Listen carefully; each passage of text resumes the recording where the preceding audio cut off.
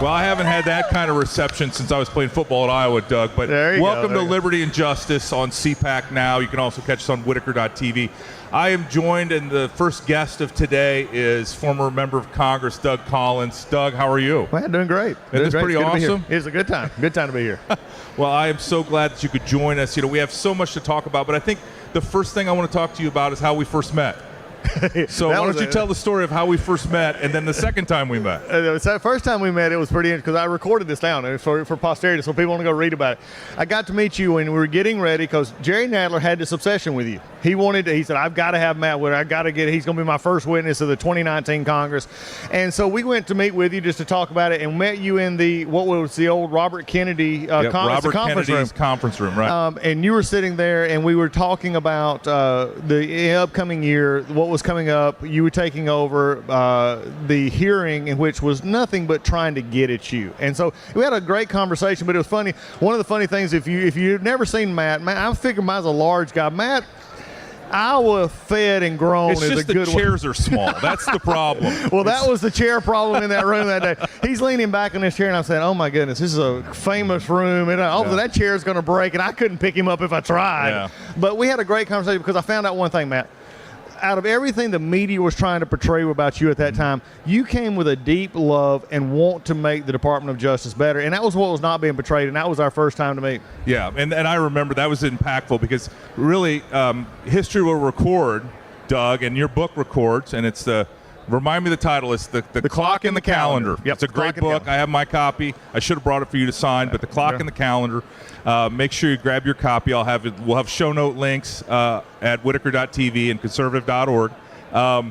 But you really came, and the way it was told to me by staff, and you got to watch out for staff, as you know. It's not the same as principals talking, but the staff came to me and said, the ranking member on Judiciary Committee is not certain that you should do this. Like, make them subpoena you or just, run out the clock. Right. Because, quite frankly, Bill Barr was going to be confirmed within a week or two of that hearing date. And not that we didn't know each other, and you didn't know sort of that I was unafraid, and I wasn't going to let the bastards get me. But that was it. You'd come with a message, I think, initially, like, don't do this. You don't need to do this. Let somebody that's better looking and more effective. But I think through our conversation, we had a legitimate conversation. We did.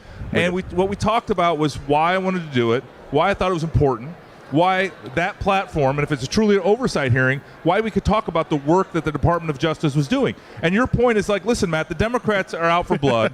They want to take you down. And you know what? You don't have a lot of friends in the Republicans either, because Jim Jordan is not happy with the Republicans. John Ratcliffe not happy with this administration's response to a lot of these issues surrounding the Mueller hoax. And so I think, by the end of our meeting, I convinced you I'm going to go do it. Yep. The American people deserve to hear my answers. And so I walk into the hearing room that day, and you're there, and remind me your opening remarks, because I have contributed to the fund, but tell our friends here about your fund that you raised. Yeah, that was an interesting thing for popcorn. For anybody who likes popcorn, that was the day, because this was the hearing. And one of the reasons, and I'm glad that he actually said that, was in the sense of saying, Matt, that I understood the Hill. And part of my job, especially coming to you, is to say, look, I'm the ranking member, and I felt a responsibility to my members, but also to you coming in, to say, look, I need to tell you what you're coming into. Yeah. We'll protect you as best we can, but we knew the Democrats were just out there for it. So I decided to start the hearing off, because I had griped and moaned about this. So I started off, and I said, everybody, at the end of the day, there's just going to be a show hearing. This is what it was going to be. Get the popcorn ready, and we'll go. Well, after that, a reporter asked me about the popcorn machine, and I said, we'll do it. So we ended up getting a popcorn machine, committed to it, and it's still in the and I donated to the fund. You did, got it up there. And there's a popcorn machine in the ranking member's office, and it serves really good popcorn. It is good popcorn. Yeah. Because with the Nadler show, you need popcorn. Yeah. And so that was how we first met. And we were kind of a trial by fire. And like you said, while you didn't say it in your opening remarks, you were like, this is a show trial. Yes. This has nothing to do with actually an oversight hearing in the Department of Justice. This has nothing to do with the resources that we need to fight the opioid crisis, violent crime in America. These Democrats are not serious. All they care about is, that you might fire Bob Mueller. Exactly. And this was the sad part about this, because I had just, and you got to remember this, it was almost like a Jekyll and Hyde. I mean, from Nadler, Hakeem Jeffries, all these folks, we had just gotten to where we had actually done a lot of good work on criminal justice reform. You and I are still working in that. And they didn't want to talk a bit about it. And those were some things that had moved the ball along. You were willing to do that. They wouldn't listen to it because all they were obsessed with was Mueller, because they believed it was going to get Donald Trump. And they found out it didn't. Yeah. And so we are a few minutes from taking a break, and you're going to stay with us through the break. But one of the questions that I have to ask is, you decided, even though you enjoyed being the ranking member on the House Judiciary Committee, and as somebody once described it, they said it's the closest you'll be to the bar scene in Star Wars in your life. And I wouldn't disagree. Exactly. But it was, it was a lot of strong personalities, a lot of lawyers, and, kind of whether you believe that's a good thing or a bad thing, it's just the way it is. But you decided to give that up and to go run for the Senate in your home state of Georgia. I did. And, God has a plan for our lives, and it's not always the doors we think we're walking through, but he has opened up a tremendous opportunity for you. Talk a little bit about this, and then we'll head into break, and then when we come back, we'll expand more. Well, it has. And we put up a great fight. We were outspent 10-1, $60 million almost won. And we didn't get our primary. But at the end of the day, I believe, like you said, God had a plan, because I believe conservatives have got to understand we've got to have a better message. We've got to talk about the things that matter. And this gives me a platform now with the podcast, the Doug Collins podcast. You can go to DougCollinsPodcast.com, go listen to it. It gives us an overview of conservative messaging, not just in politics, but in life, because we've got to realize that people out there who don't come to CPAC, who don't go to places, need a message. We got to do that. Yeah, well, I'm going to put a pin in that, because this is the discussion that I've been trying to get to, which is, what is the future of the conservatives of America? What is the agenda that's going to win America? And so when we come back, more with Doug Collins here on CPAC Now and Liberty and Justice with Matt Whitaker.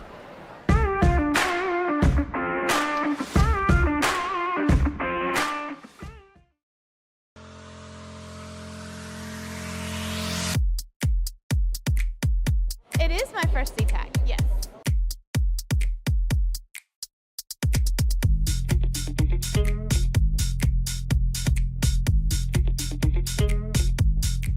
So important that everybody come to CPAC, because we need to show the diversity of our party. Yes.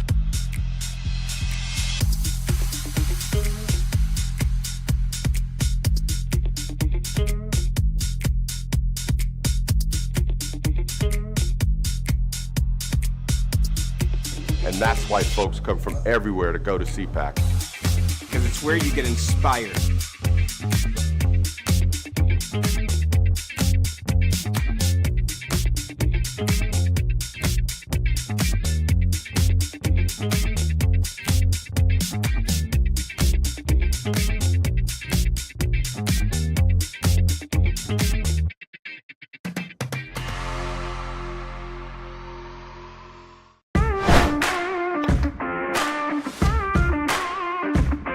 All right, welcome back to Liberty and Justice. I'm Matt Whitaker, your host on CPAC Now, also on Whitaker.tv. We're joined by former member of Congress Doug Collins. And before we took a break, we were going to talk about the future of conservatism in the United States of America, how we win back states like your home state of Georgia, which currently has 2 Democrat senators. I didn't think we'd ever see that in our lifetime. But why don't you talk about the things that work for conservatives, and then also talk about how boring conservatives can be. Well, I think you Although just these folks behind us aren't very boring. Hey, it's conservative in the house. All right. No, that's why you come to CPAC. It's almost like going, it's like going to church. You get out and you see everybody you agree with. But, folks, this is not reality. Okay, out in the real world, people, don't have the same opinions as we do as conservatives. What I found when I was the Republican ranking member of the Judiciary, but also as the vice chair, I got to travel the country. Here's the thing that I found so much, is that Democrats are really good at talking about the results of the people. What does it matter? We as conservatives, how many times have you heard a conservative get on a podcast or a talk, well, we had 2.8% growth this year. Isn't that good, Matt? That's real exciting, Doug. I was glad to be here at the Rotary Club. Right now. Because here's what you got to do. I mean, I'm sitting out there. I wanted to take a fork and stick it in my own leg. I wouldn't vote for the person. I mean, and I'm out here to want to support them. here's what you got to do. When is it like this? And I'll go back to one, and when we did the Tax Cut and Jobs Act, which actually helped people. I heard so many of my colleagues going out saying, here's how much the stock market grew. Nobody on Main Street cared about how the stock market grew. If it did their 401k, great. What they cared about was their job. They cared about their kids. They cared about their family. I had a businessman highlight this for me. He said, Doug, I appreciate the fact there was a situation in the tax act that said you could same year depreciate large capital expenses. Pretty cool for geeks on accounting, but not for everybody else. So we talked about You mean that. accelerated depreciation is not something we're going to talk about next? No, we're not. If you're an accountant in the room, I love you, but I ain't talking about it, okay? But what did he said, I love it, and I appreciate you did it, because he showed me this big old machine. It's a bending metal. This is the coolest thing ever. You've been in like this thing, and they're building. Don't stick your arm in there. No, don't get close to it. That would make the podcast better, though. It would be. It would have made highlights for him, too. But he said, Doug, I appreciate you letting me buy this. He said, but I want you to point. And he pointed over to 3 people standing there. He said, and I'll use the name Jim, Susie, and Bobby. He said, last year, Jim, Susie, and Bobby didn't have full-time jobs. I could only hire them part-time. He said, now because I could get this piece of equipment, they have full-time jobs. They now have the money and the resources to send their kids to band camp, to send their kids to school, to make sure that they have the things they need. We as conservatives cannot, and I will refuse to give up to liberals that we're the party that's concerned about people, because we're the ones that actually believe in them. The liberals believe in government. We believe in people. You're right. That is so true. And that the people are sovereign. Yes. And the people should control their own destiny and succeed or fail on their own terms. Right. And this is so important. And you're right. I think sometimes the messaging is not as effective as it could be. The messaging needs to be, not only are we fun, like the folks here at CPAC, as you see, but in addition to being fun, our ideas work. And I think of my home state of Iowa, where they just cut taxes by 50%. Right. Income tax is 50% on the way to go to zero. Yep. That is money in the pocket. And now with Joe Biden's inflation tax, where gas prices are through the roof, bread, beer, which I care about a lot, and all those expenses, are increasing in Americans' lives. So more money in your pocket, a better life for your family, a future for your kids that they can succeed on their own terms. That's what American people care about, and that's what conservatives care about. Oh, exactly. Look, understand something, and I want this because the liberals will take what we say and they move it off a little bit, and they say, well, government, liberals, will say conservatives hate government. They don't think. No, government has a role. The founders actually set a policy for how our government should be limited and functional. The rest of it should be left to us, and I think this is the part. It says, life, liberty, and what does it say? The pursuit of happiness. It don't say the guarantee of happiness. I don't want a guarantee of happiness, because if the government had to guarantee my happiness, they have to guarantee your happiness. And look, I'm going to get out there and work. I want my happiness, but it comes at different levels, and the government can't guarantee that. And when we understand that, that's how we go to any community, red, yellow, black, and white. Race has got to be an issue. And I'm tired of also, CPAC folks, I'm tired of conservatives saying, well, that's not a district for us. That's not a neighborhood for us. No, conservatism works no matter where it's at. We got to be happy warriors like Reagan and go to everywhere. Yes. That is so important, the happy warrior, and you're absolutely right. Just because this district's D plus 16, that doesn't mean that once we communicate our ideas and our ideals that we can't win hearts and minds. Right. Because the American people are with us. I think for too long, the mainstream media and Democrats have fed them this line that they'll take care of them, and they just don't. Right. Their policies are what's hurting America right now. Our policies are going to win the day. And so I am so glad, Doug, that you joined us. Again, how can people find out more about you and your podcast? The best place to go to thedougcollinspodcast.com, thedougcollinspodcast.com. You can sign up for our emails. You sign up for Collins Collective. You get all the podcasts. Go there, and that's where you can find us. All right. Well, you have so much more in your heart for service. We didn't even talk about your service to our country, not only as a member of Congress, but in the military. And I know you've done amazing things, and you are a young man with a lot more to give. So I can't wait to see what's next for you. Thanks. Thank you for joining us. We'll be right back here on CPAC Now. This is Liberty and Justice with Matt Whitaker.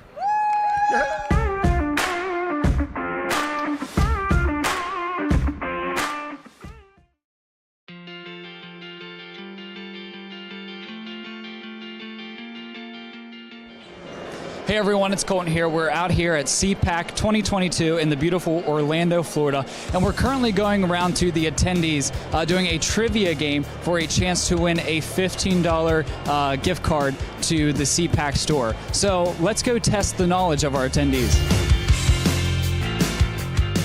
So we're going to start off pretty easy. Which party freed the slaves during the Civil War? Republican. All right, good. Year did America declare independence? 1776. All right, too easy, too easy. So I'll give you a hint. So the plane is called Air Force One. So what is the helicopter called?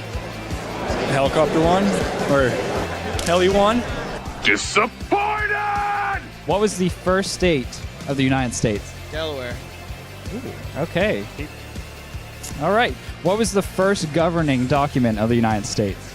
Bill of Rights. Actually, no, it was the Articles of Confederation, but that was before it. He caught himself, and he got it right. He gets the $15 gift card. Here you go. Yes, sir.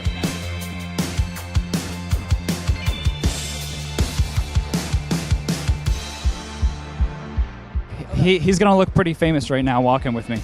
All right, so the next question is even harder. Where did the Mayflower dock? Plymouth Rock. Oh my gosh, he got that one right. All right, here, excuse me, coming through, pardon me, excuse me. Which political party created the welfare system to keep minorities dependent on the government? Democrats. Oh my goodness, she's off to a great start. No, I did. I just had a Biden moment. I thought all I have saw those my days. pants for a second. You had a brain freeze. Yeah, but I really didn't know it was Marine One because he's never invited me on it.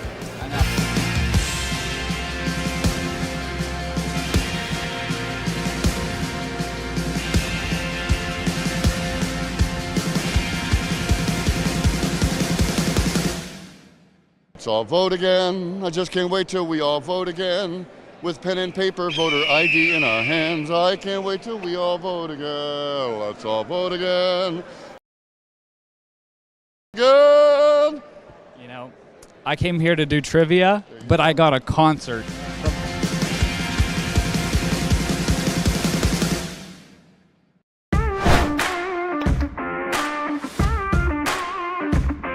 Welcome back to CPAC Now. I'm Matt Whitaker, host of Liberty and Justice. You can watch us every Friday night, 7 p.m., premiering once a week. I'm excited to have my good friend Scott Walker, former governor of Wisconsin. We're a little bit competitive because I'm from Iowa and you're from Wisconsin, but you have good Midwesterners. Exactly, Big we're Ten. great Midwesterners. It's not Minnesota where the extroverts look at your shoes and introverts look at their own, but we get used some to of that. say, you know why Iowa doesn't have a professional football team? Because Minnesota won too. That's a great one. And then when I was in Minnesota, just at the early part of my legal career, this is a fun story, but we digress. When the Timberwolves were going to leave, and one of the sports writers said, Minneapolis without professional sports is a cold Omaha. So I knew you were going to like that joke. Oh, yeah. Anyway, we're here on CPAC now. We're at CPAC. I know that one of the issues that you're working really hard on is on our college campuses. Talk about your efforts there and what you're seeing and how we have hope for the future and the future of our republic, quite frankly. We do. I'm proud to be the president of Young America's Foundation, YAF.org. If people are interested, we partner with CPAC. In fact, YF was one of the original sponsors with ACU all the way back to the early 70s of YAF, and we hold conferences. We have members. We've helped students, conservative students, on about 2,000 campuses across America. And a great chapter at the University of Iowa. We do. My alma mater. An active one, which they've done a great job on. But what gives me hope is, years ago when it started with William F. Buckley and Reagan and Goldwater, it was on college campuses. In '98, when we took over the Reagan Ranch, we expanded into high school. This year, we're going into middle school, because we've seen the radical indoctrination doesn't just start in college. It's starting younger and younger and younger. That's the bad. That's the impetus. That's the thing we need to act on. The good news is, particularly in college, we see when we bring conservative voices to campus, when we start spreading the truth, it resonates. The reason that young people are liberal, radical, progressive, whatever you want to call them, it's not necessarily because that's what they truly believe. It's because that's all they've ever heard. We got to counter that. Yeah, and I have my daughter, Allison, is working here at CPAC this week. She's interning for Senator Ernst in Washington, D.C. She's going to be a senior at the University of Iowa next year. And so these are issues that I hear firsthand from her experiences and how, and the University of Iowa had some challenges with discriminating against, freedom-loving religious groups and the like. And so, this is, I know you guys it's a big organization. You're looking for not only for the conservatives, but you're providing programming to win those hearts and minds where people are forming ideas. And talk about some of the initiatives, some of the things that Young America Foundation is doing in the campuses? Well, we do a number of different things. We bring in speakers. So one of the most famous ones people have heard of, he started out relatively unknown years ago, but now kids all over the country know Ben Shapiro. Yes. But he's one of the many speakers. Ben Shapiro, Michael Nolte, Katie Pavlich is an alum. Peter Schweitzer, we're going to hear from Lunch, is an alum who's wrote Clinton Cash and now just put out Red Handed. There's just so many great examples. We bring speakers on campus, but more than just bringing them to that particular campus, as we did at the University of Iowa, it's then putting it up on YouTube. And what's been so encouraging for me is to see the numbers escalate of YouTube subscribers and people who click in. I'm convinced it's not because of pre-programmed stuff that we put on. It's because we put the speakers and particularly the Q&A up. They want to see, how do you respond to that crazy student? How do you respond to that radical teaching assistant? How do you push back? The other thing we do on campus is expose. We have a tip line, yaf.org/tips at neighboring Iowa State. One of the professors we exposed last semester was an English teacher who told the students coming into class, you can't write a paper speaking out against same-sex marriage. You can't do one against BLM. You can't do one against abortion, or you're out. We exposed that, and thankfully in Iowa, there's at least enough common sense amongst the Board of Regents. They said, no, that's not free speech. Exactly. We have a very smart legislature and a governor that's keen on these issues. But this is, there's so many directions that you and I could talk about. I mean, you were one of the early attention of the mob, where, when you did your reforms that were good for the taxpayers and good for the citizens of Wisconsin, you had the people who were, being impacted negatively and should be, because this was something that needed to be reconciled.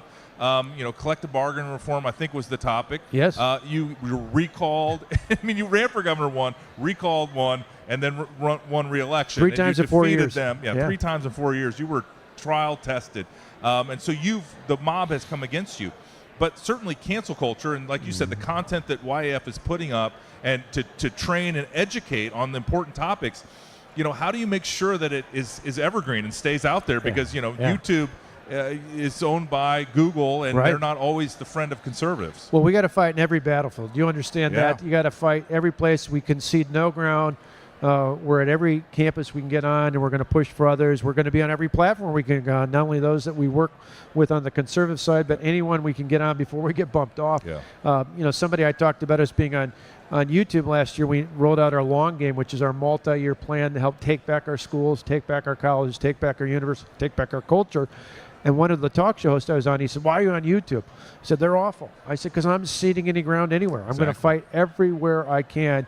And we've got to do that. And that's, again, part of our long game plan to do just that. Again, how can people learn more about your organization? YAF.org, YAF.org. If you're a student or you know one, maybe it's your son or daughter, maybe it's grandson, granddaughter, neighbor, kid, come to our conferences. They can come out to the Reagan Ranch, which is a once-in-a-lifetime experience. We just had a Freedom Conference in Atlanta. We've got a national conference in D.C. We've got them all over the country, and we'd love to have more students participate. All right. Governor Scott Walker, thank you for being my guest on Liberty and Justice. You're watching us on conservative.org and CPAC Now every Friday, 7 p.m.